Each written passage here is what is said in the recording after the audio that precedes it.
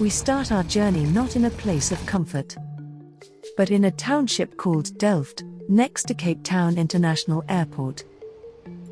It's a place many only hear about, a community facing hardship, but also full of resilience.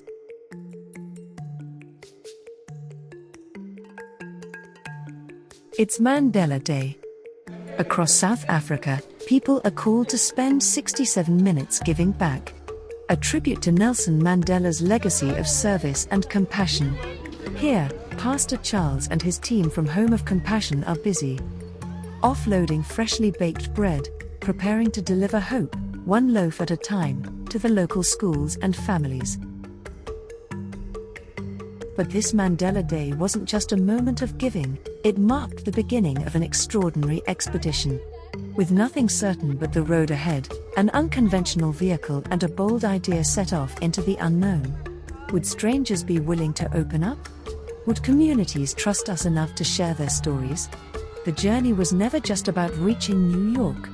It was about listening, about connecting, about uncovering the human voice in places too often left unheard. And this was only the beginning. The ZaiTruck wasn't only built to move, it was built to listen. In its cargo hold, a small recording studio had been installed. A quiet space, crafted to hold what would become its most precious cargo, the voices of ordinary people, sharing extraordinary truths. Each person was asked the same set of universal questions, about love, family, happiness, belonging, and freedom. Timeless themes, answered in deeply personal ways. No one knew what would unfold. But these first conversations would set the tone for everything to come.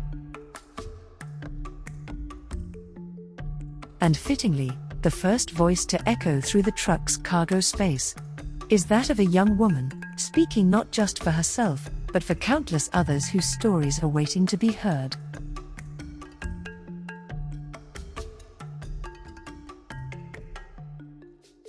I really wish, like with the world that we're living in, I mean, we're democratic now, we're free.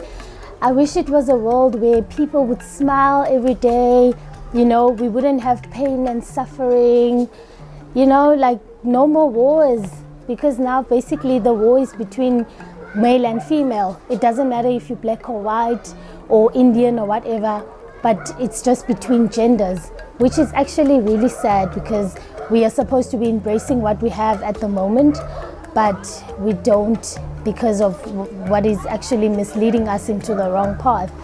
So it really breaks my heart, like opening newspapers and reading the news about these things.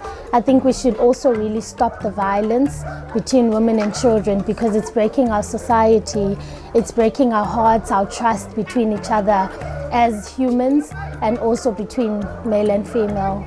Yeah. As the first voices fill our microphones, a theme starts to emerge. The silent, daily struggle of women in their communities. Stories of strength, resilience, and hope, but also of hardship and inequality. At that very time, across the world, a new conversation was gaining momentum, #MeToo. It became clear that this wasn't just a local story. It was a global story, and it was our duty to listen, to document, and to share. This is where the voices of humanity truly began.